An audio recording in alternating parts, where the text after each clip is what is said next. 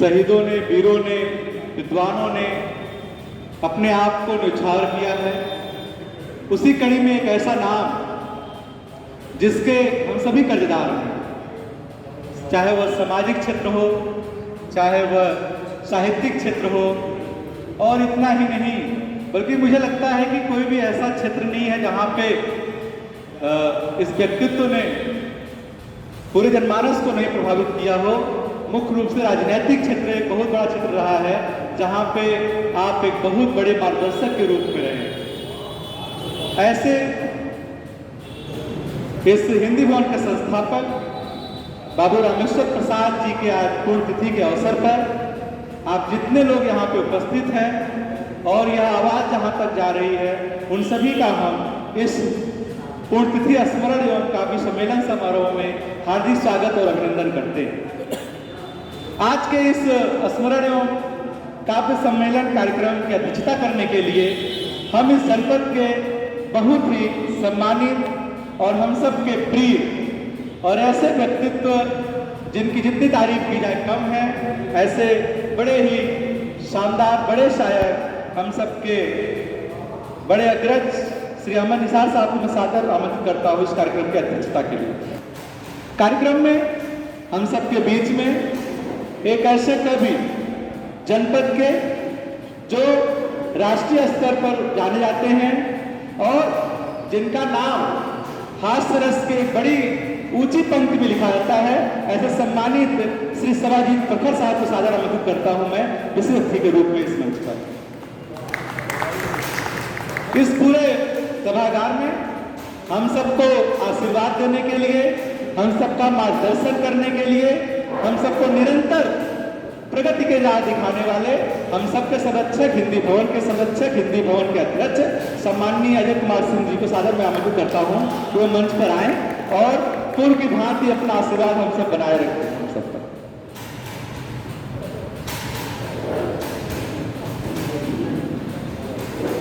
शुक्रिया, धन्यवाद। और अब हम कार्यक्रम को आगे बढ़ाते हैं। बड़े आदर और सम्मान के साथ मैं अपने सम्माननीय अध्यक्ष और मुख्य अतिथि एवं अन्य अतिथियों से अनुरोध करूंगा कि आप बाबू साहब के चित्र पर पुष्प अर्पित करके इस कार्यक्रम का जो है वो आरंभ करने की कृपा करें। सर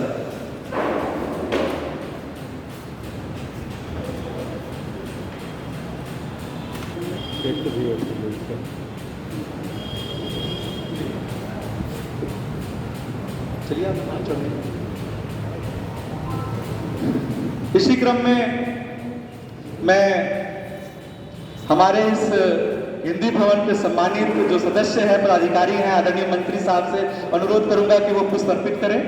सम्मानित श्री नीलेश कपूर जी, हमारे रामेश्वर प्रसाद जी, और इसके साथ साथ जितने भी हमारे इस जनपद के वरिष्ठ कवि आदरणीय गिरीश जी हैं, रामजीत मिश्र जी हैं और हमारे भारती साहब हैं, डॉक्टर वीरेंद्र पटेल जी, सबसे अनुरोध है एक तरफ से कि वो बाबू जी के चित्र पर सभी लोग पुष्प अर्पित कर कर अपना नमन प्रस्तुत करें।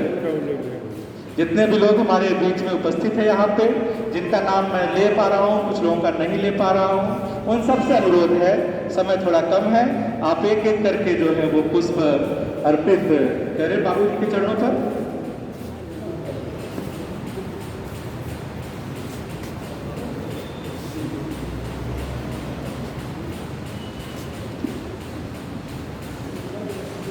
ये सुमन हम सब की तरफ से बाबू जी के चरणों में, उनके अभिनंदन में और इस आशा के साथ कि निरंतर उनका आशीर्वाद हम सब पर बना रहे और हमारे अच्छे निर्णयों की वो शक्ति में प्रदान करें। और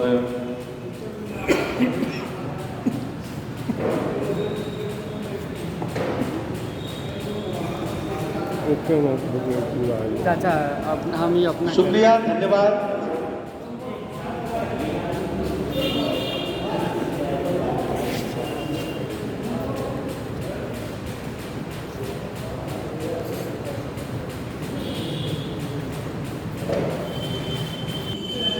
जनपद के नहीं बल्कि भारतीय स्वतंत्रता संग्राम के महानायक और इस भारतीय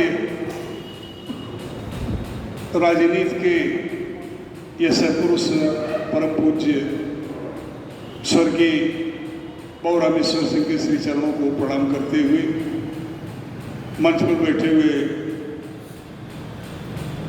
आदरणीय सदर मोहतरम अहमद निसार साहब, हमारे इस कार्यक्रम के हम लोगों के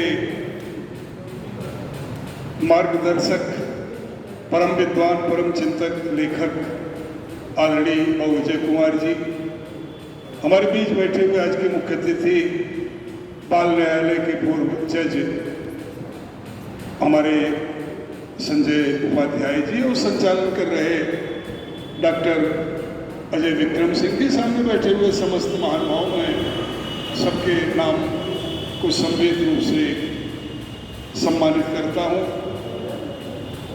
आज हमारा सौभाग्य है कि मुझे ये जिम्मेदारी दी गई। बंधुओं, बताऊँ आपसे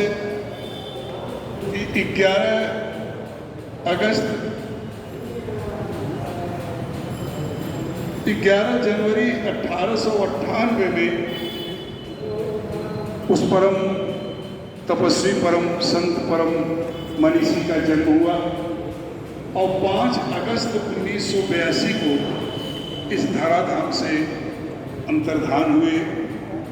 परम सत्ता की परम अंतःचेतना में विलीन हुए। बाबू रामेश्वर प्रसाद सिंह के चरण रज के पास बैठकर कुछ समय जीने का सौभाग्य हमें प्राप्त हुआ है। बाबू साहब के जीवन से मैंने बहुत सी प्रेरणा ली है। मैं बताऊं आपसे कि आज़ादी की लड़ाई में नमक सत्याग्रह से लेकर के दांडी यात्रा से लेकर के समस्त स्वतंत्रता संग्राम के क्रियाकलापों में बाबू साहब की महत्वपूर्ण भूमिका रही है। हिंदी भवन में साहित्य से, राजनीति से, समाज सेवा से जुड़े हुए तमाम मनीषियों का, चिंतकों का आगमन होता रहा है। स्वतंत्रता संग्राम में आज़ादी की लड़ाई के साथ साथ समाज सेवा, स्थापत्य कला और समाज के उत्थान के लिए, समाज में आंदोलन के लिए बहुआयामी दायित्व तय किए गए थे। बाबू साहब ने उसमें महत्वपूर्ण भूमिका निभाई। हिंदी भवन, हिंदी साहित्य सम्मेलन उसकी सबसे बड़ी उपलब्धि है। आँख का अस्पताल स्वास्थ्य की दुनिया में उस समय एक बहुत बड़ा योगदान था। जानते हैं कि समय के कालखंड में उसे किन परिस्थिति तक पहुँचाया गया ना कि गरीब आदमी पहुँचता था तो कम से कम उसकी आँखों में वो दवा मिल जाती थी और उसे नेत्र दान करने के लिए तमाम सुख सुविधाएँ वहाँ थी। बड़े हनुमान जी का मंदिर हो, यानी आप समझ लें कि पत्रकारिता के क्षेत्र में समय एक ऐसा पत्र था जिसने पूरे देश को आंदोलन किया। उसकी सारी प्रतियां मैंने पढ़ी हैं। वो प्रतियां जो है संरक्षित हैं। और आप जान लें कि पंडित रामदयास त्रिपाठी, बैरागी जी, पंडित रूपराय त्रिपाठी, डॉक्टर श्रीपाल सिंह छेब, बामी साहब, तमाम अपने ज़माने के जो बड़े रचनाकार थे उसमें छपा करते थे। और समय समय की बात समय पर समय आप बदलावेगा। उस कालखंड के समस्त घटनाओं प्रतिघटनाओं को अपने में आलोकित करता था वो पत्र, और स्वतंत्रता संग्राम का वो प्रमुख पत्र था। और बाबू साहब की सबसे बड़ी उपलब्धि ये थी कि बाबू साहब ने कभी भी समय परिस्थितियों से कोई समझौता नहीं किया। सत्य के प्रति, न्याय के प्रति, निष्ठा के प्रति, कर्तव्य के प्रति वे दृढ़ थे। बाबू साहब को नगर पालिका के चेयरमैन का दायित्व मिला था। बाबू साहब साइकिल से यात्रा करके पूरे कार्यक्रमों की गुणवत्ता को देखते थे और जहां जरा सी भी गुणवत्ता में कोई कमी होती थी तो उसे रोक देते थे। और बाबू साहब ने एक दिन सारे अपने पार्षदों को बुला करके कहा कि मुझे 2 निर्णय लेना पड़ेगा, या तो आप लोगों को अपने चरित्र में, क्रियाकलाप में, कार्यविधि में परिवर्तन करना होगा, या तो मुझे इस्तीफा दे देना होगा। बाबू रामेश्वर प्रसाद सिंह के संबंध श्री प्रकाश जी से, आचार्य नरेंद्र देव जी से, पंडित कमलापत त्रिपाठी से, ये तमाम देश के पंडित रामनरेश त्रिपाठी से, राष्ट्रीय कवि जो किसान आंदोलन के बड़े मसीहा थे, देश के तमाम राजनेताओं से उनके संबंध थे। स्वयं राष्ट्रपिता महात्मा गांधी का सानिध्य उनको प्राप्त था। और सबसे बड़ी उपलब्धि बाबू साहब की ये रही कि बाबू साहब ने संपूर्ण त्याग बलिदान के बाद कोई उपलब्धि हासिल करने की इच्छा नहीं रखी। उनके मन में समाज सेवा, राष्ट्र सेवा एक उनका दायित्व था, कर्तव्य था। उन्होंने लाभान्वित होने के लिए नहीं कहा। एक बार पंडित जवाहरलाल नेहरू ने कहा, बहुत सब पहचानते थे उनको, देश का कोई राष्ट्रीय नेता नहीं था, मैंने अपने कान से, अपनी आंखों से देखा। पंडित कमलापत त्रिपाठी, अभी बाबू साहब से चर्चा हो रही थी बाबू साहब की, परम आदरणीय बाबू अजय कुमार जी से, पर उनकी भ्रांति मुझे थी तो उसे आपने दुरुस्त किया। यहाँ पर पंडित कमलापत त्रिपाठी चुनाव हार गए थे चंदौली से, तो यहाँ आए और हिंदी भवन में जब बाबू रामेश्वर प्रसाद सिंह उनको माल्यार्पण कर रहे थे तो उनकी आंखों से आंसू गिर गए और उन्होंने रहीम का वो दोहा पढ़ा, कहा कि चित्रकूट में रन गए कौशल और नरेश, और जेहि पर विपदा पड़ते हैं सो आवते ही देश। और आप जानते हैं कि बाबू साहब भी भावुक हो उठे थे। बाबू साहब का व्यक्तित्व बहुत निर्मल था, बाबू साहब बहुत सहज थे, सरल थे, लेकिन बाबू साहब कभी परिस्थितियों से समझौता नहीं करते थे। एक संस्मरण मुझे और याद है, बाबू साहब जो नियम बनाते थे, जैसे एक बार वो तत्कालीन उत्तर प्रदेश के गृह मंत्री बाबू गोविंद सिंह को आमंत्रित करने गए, तो उन्होंने कहा कि 11 लोग आप आ जाइएगा, हमारे यहाँ आतिथ्य स्वीकार करना है। तो मंत्री जी के मुंह लगे थे, कहा मैं 12वां आ गया। तो बाबू साहब ने कहा मैं उठा दूंगा, मैं कतई नहीं बैठने दूंगा। तो बहुत डांटते हुए साधने को माननीय बाबू गोविंद सिंह ने कहा कि, और सही था, 11 कुर्सी लगवाते थे, अगर 11 को बुलाए तो 11 कुर्सी लगवाते थे, 12वीं कुर्सी वहाँ नहीं लगती थी। बाबू साहब उस लोगों के सिद्धांतों के महाप्राण थे, उनसे हम सबको प्रेरणा लेनी है। और मैं बताऊं कि वो उस समय प्रधानमंत्री पद हुआ करता था, ये जनपद के प्रधानमंत्री, राष्ट्रीय प्रधानमंत्री। तो बाबू साहब हमारे जनपद कांग्रेस कमेटी के आंदोलन के मसीहा थे, अध्यक्ष थे आज की भाषा में। और यहाँ पर प्रधानमंत्री के पद पर जनपद के उन्होंने समस्त आंदोलनों का दायित्व का निर्वाह किया।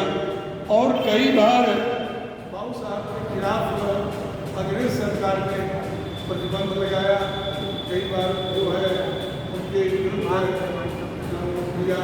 और बाबू साहब जेल से छुट्टी करके आए थे, बाबू साहब का जनपद में अभिनंदन हुआ था, वो महान अभिनंदन था। शायद जनपद के इतिहास में उतना बड़ा सम्मान आज तक किसी का नहीं हुआ। कोई कहीं मोहल्ला नहीं बचा, कहीं नहीं बचा जहाँ बाबू साहब का अभिनंदन हुआ। ऐसे महान चिंतक, विद्वान और ऐसे तपस्वी, परम निर्मल व्यक्तित्व के कारण स्वर्गीय बाबा रामेश्वर प्रसाद सिंह के श्री चरणों में सत्संग बंदन करते हुए उस महान ज्ञान से श्रद्धासुमन अर्पित करता हूँ। और उनका व्यक्तित्व इतना महान है, दिन भर मुझे इसकी जानकारी है, दिन भर मैं कहता रह जाऊँगा तो छूटेगा नहीं, लेकिन अपनी समझ एक संक्षेप में जो है अपने विचार में किए। मैं बाबा रामेश्वर प्रसाद सिंह जी के श्री चरणों में सत्संग नमन करता हुआ, प्रणाम करता हुआ प्यार रख, जिंदा यही बचता है। दिलों में प्यार रख, जिंदा यही बचता है। और जिए जो दूसरों के खातिर, इतिहास वही रचता है। जिए जो दूसरों के खातिर, इतिहास वही रचता है। तो जब पूरा जीवन जो है बाबूजी का वो दूसरों के लिए रहा, हम सबके इस जनपद के लिए रहा। हम पुनः एक बार अपने सभी दोस्तों के तरफ से उनको नमन करते हैं। और इसी क्रम में मैं सादर अनुरोध करूंगा आज के सम्मानीय मुख्य अतिथि महोदय से कि वो जो है अपने विचार संक्षिप्त समय में जो है वो बाबूजी पर रखें। आदरणीय श्री संजय कुमार जी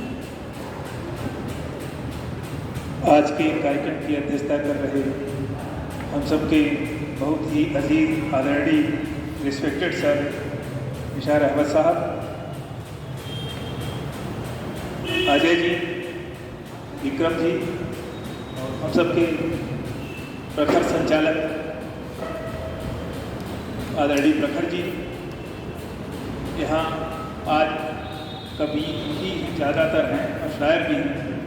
तो मोहनीश साहब, पटेल जी, निसार अहमद साहब, संतू राजी, द्विवेदी जी, मिश्रा जी, असीम मछली शहरी साहब, पांडे जी, बैंक वाले, कवि जी, खंड जी, गिरीश जी, प्रकाश जी, फूलचंद भारती जी भी हैं।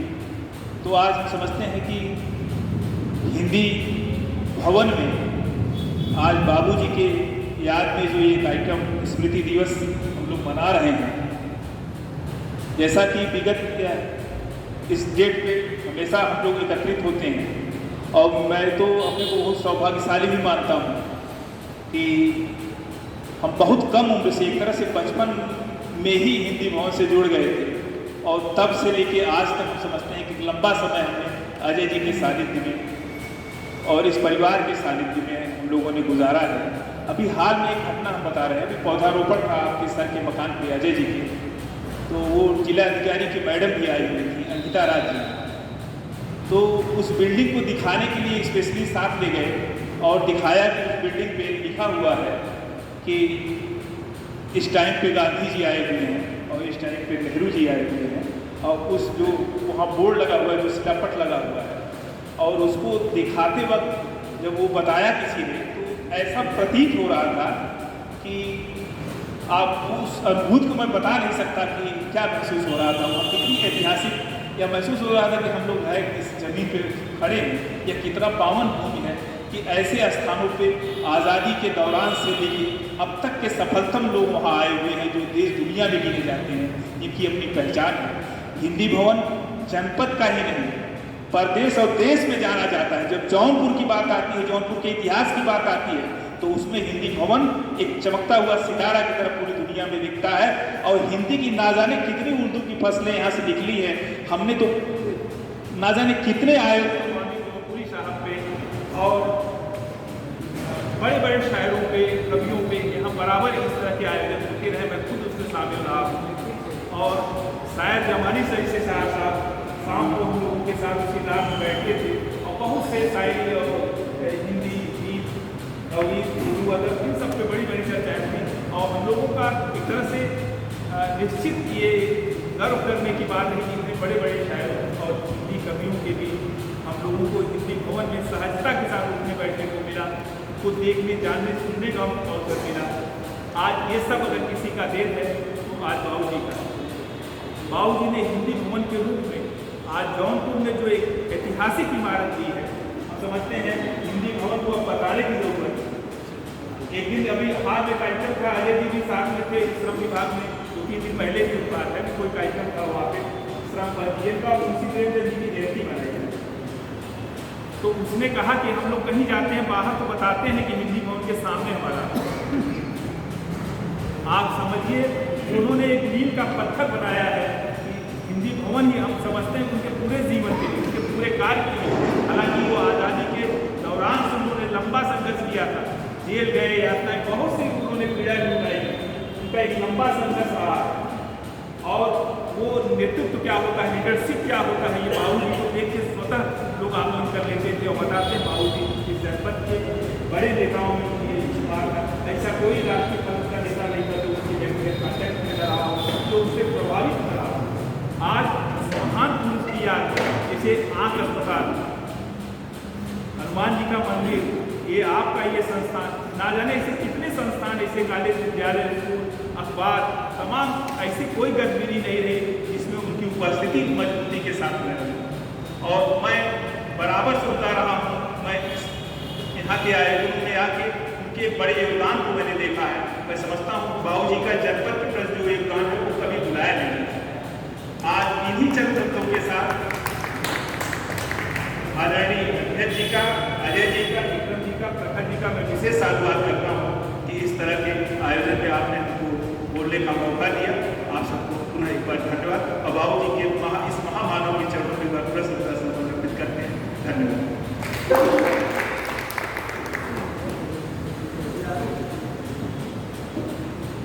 शुक्रिया।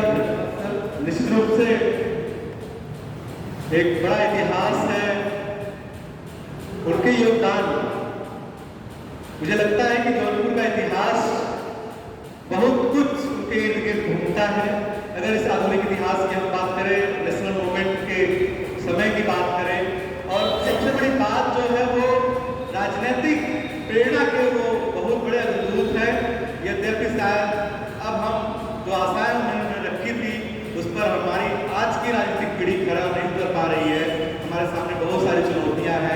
इतनी ईमानदारी, इतनी सेवा हमारे राजनीतिक नेतृत्व में नहीं बची है, एक बहुत बड़ा संकट।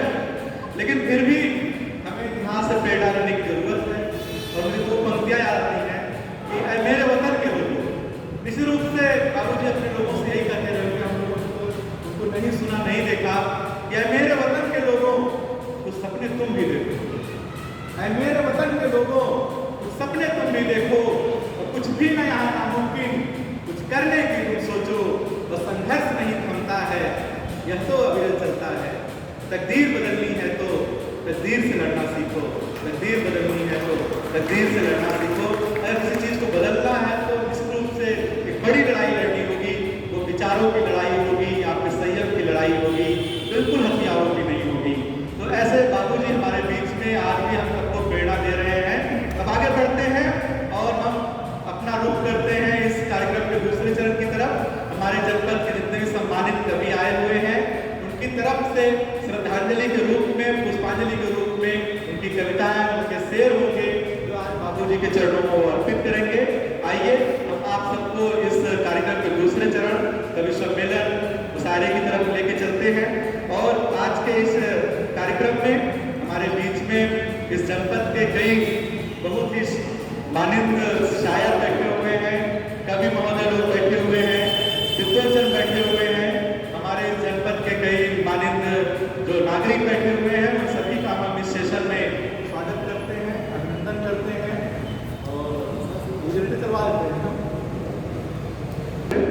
आपको हम फिर से जोड़ते हैं कविता के साथ, गीतों के साथ और शेरों के साथ। निश्चित रूप से ये हम सबका सौभाग्य है कि आज व्यक्तित्व के स्वागत में, अभिनंदन में हम यहाँ पे उनको याद करने के लिए इकट्ठा हुए हैं।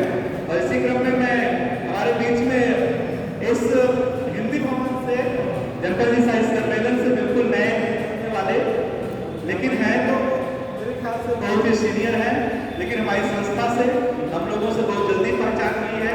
ऐसे SBI बैंक से जो है वो निवृत्त, सेवानिवृत्त हुए हमारे बीच में उत्तम जी हैं। बड़े आदर के साथ मैं उनका आमंत्रित करता हूँ कि आप आएँ और अपनी कविता पाठ यहाँ पे हम सबके बीच में करें। हम चाहेंगे तालियों के साथ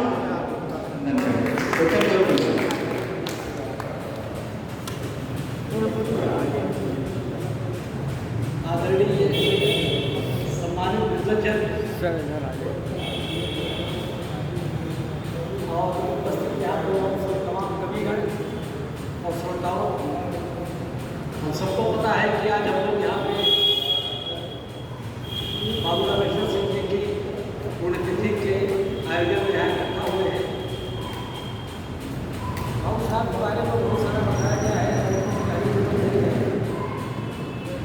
एक राष्ट्रीय स्तर की शख्सियत है, सब जानते हैं। लेकिन हम लोगों का सौभाग्य ये है, ये जौनपुर से बिलोंग करते हैं, तो राष्ट्रीय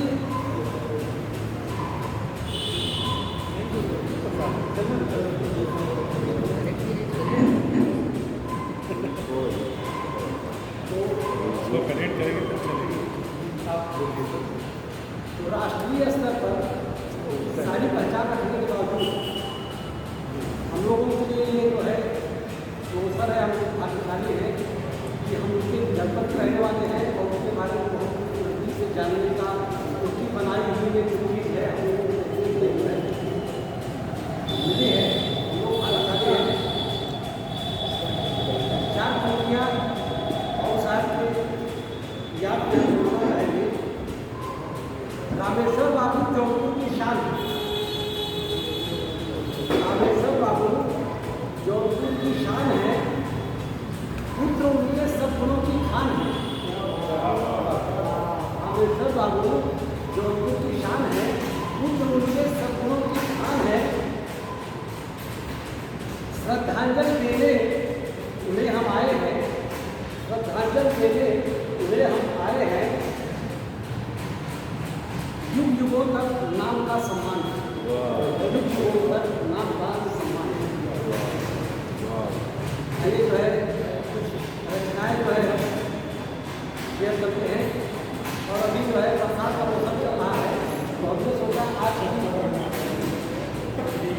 के अवसर के लिए हमने कचहरी का जो है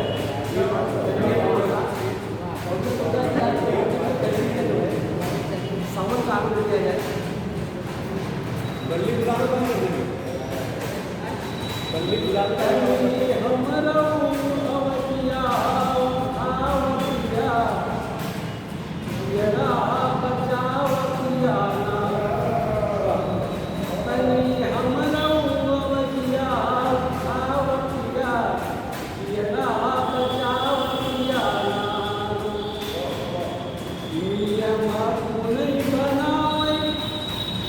अपने फैसला सुनावे, नियम अपने बनावे, अपने फैसला सुनावे, तानाशाही वाला राजे बहकावत क्या, ये राह बचावत क्या, तानाशाही वाला राजे बहकावत क्या, ये राह बचावत क्या ना, तनी हमरो अवजिया उठावत क्या, ये राह बचावत क्या ना। जो दुल्हा दुल्ही से भमेल 4 दिन में होई गई जेल, दुल्हा दुल्ही से भमेल 4 दिन में होई गई जेल, बेल मिली नाही बिटिया से मिलावतिया, ये राह बचावतिया, बेल मिली नाही बिटिया से मिलावतिया, ये राह बचावतिया ना, तनी हमरो अवजिया उठावतिया, ये राह बचावतिया ना। 5 लड़कन के दौड़ाई, जिंदा दी है ले जलाई, 5 लड़कन के दौड़ाई, जिंदा दी है ले जलाई, बात घूमी घूमी सबके बतावतिया, ये राह बचावतिया, बात घूमी घूमी सबके बतावतिया, ये राह बचावतिया ना, तनी हमरो अवजिया उठावतिया, ये राह बचावतिया ना।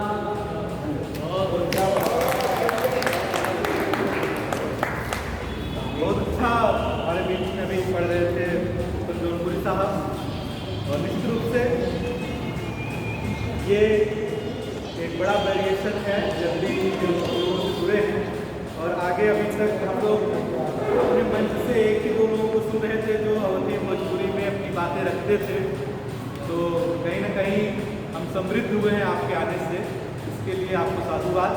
आगे बढ़ते हैं और हमारे बीच में राही जी हैं जो छोटी छोटी कविताएं हम लोग कभी कभी सुनाते हैं। बहुत विधि व्यक्ति हैं, कई साल बाद एक बार आते हैं हमारे मंच पर।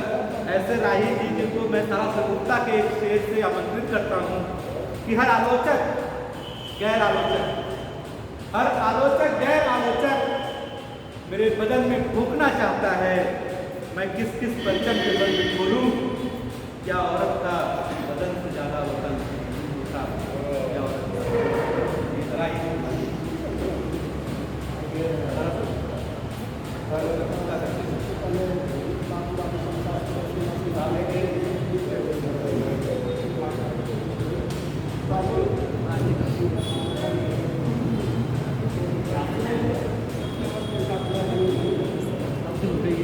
चलेगा नहीं आवाज से नहीं थोड़ा सा सीएम पांडे तो आज इनके स्मरण में चंद्रमणि पांडे राजे घोषित करने दिया गया है। और जो एक कविता में पढ़ रहा हूँ, ये कोरोना काल में लिखी गई कविता है, और वह कविता यह कविता उस दौरान लिखी गई जब महाराष्ट्र में पेड़ से कटकर अपने अलग विशेषकर भी आज में जो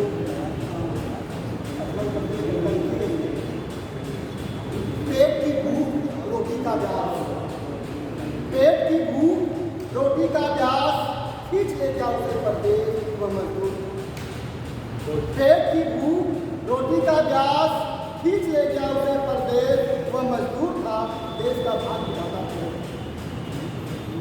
वह मजदूर था, देश का भाग विधाता थोड़े था।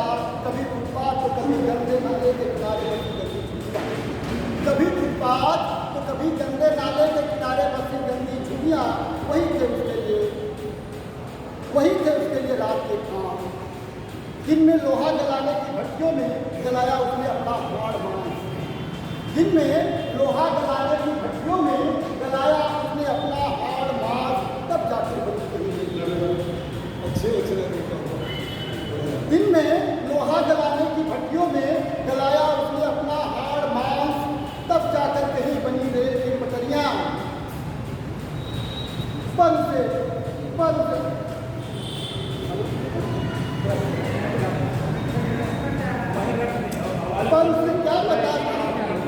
उसे क्या पता था उसी रेल की पटरियों पर ऊँट की परिधि को भरने के लिए रोटी की प्यास की तलाश से वही रेल की पटरियां उसे सदा के लिए। पर उसे क्या पता था कि उसी रेल की पटरियों पर ऊँट की परिधि को भरने के लिए रोटी के प्यास की तलाश में वही रेल की पटरियां उसे सदा के लिए निकल जाएगी। वह मजदूर था, देश का भाग्य विधाता थोड़े था। उसे फिक्र थी अपने बच्चों की, माँ बाप की। उसे फिक्र थी अपने बच्चों की, माँ बाप की। उसे फिक्र थी अपने पड़ोसियों की, देश समाज की। उसे फिक्र थी अपने बच्चों की, माँ बाप की। उसे फिक्र थी अपने पड़ोसियों की, देश समाज की। पेट की भूख रोटी का प्यास खींच ले जाओ, पेट की भूख रोटी का प्यास खींच ले जाओ उसे परदेश।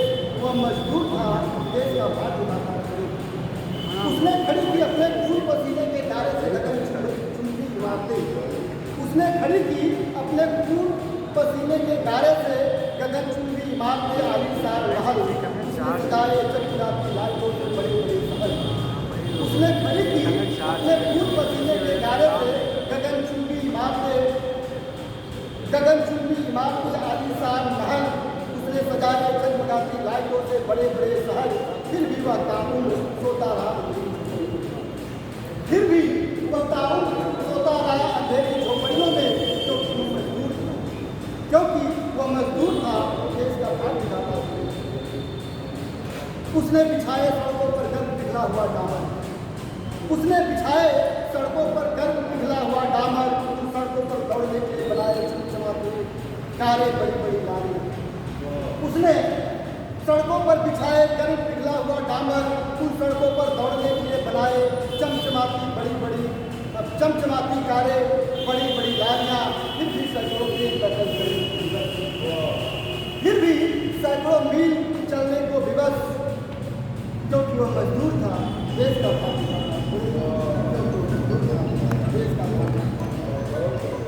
एक बहुत छोटी सी कविता है, सच कहने की हिम्मत नहीं करता, सच कहने की हिम्मत नहीं करता, कैसा है लहू तेरा बगावत नहीं करता। सच कहने की हिम्मत नहीं करता, कैसा है लहू तेरा बगावत नहीं करता।